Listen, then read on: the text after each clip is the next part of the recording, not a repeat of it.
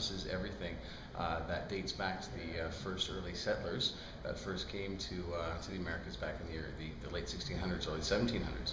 And what they brought with them was their inherent know-how of how to distill grains into a spirituous liquid.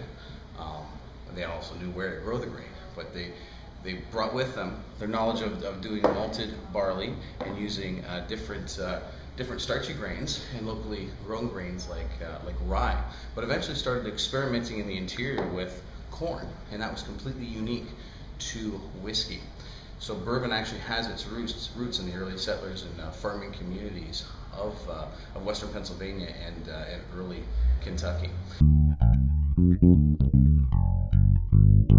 What we have here is a spirit that contains by law a minimum of 51% corn, and it has to be double distilled, and it has to be aged in brand new white American oak barrels that have been charred.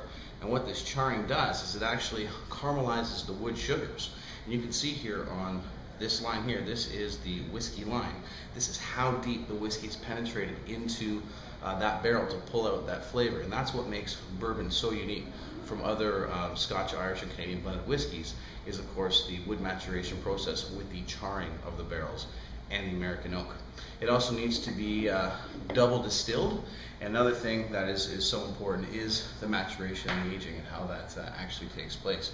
Now, each country that produces whiskey has its own rules and regulations on how it has to be aged, how long it has to be in the warehouse, and the different percentages of grains that are in the bill. And of course, that is true for bourbon whiskey.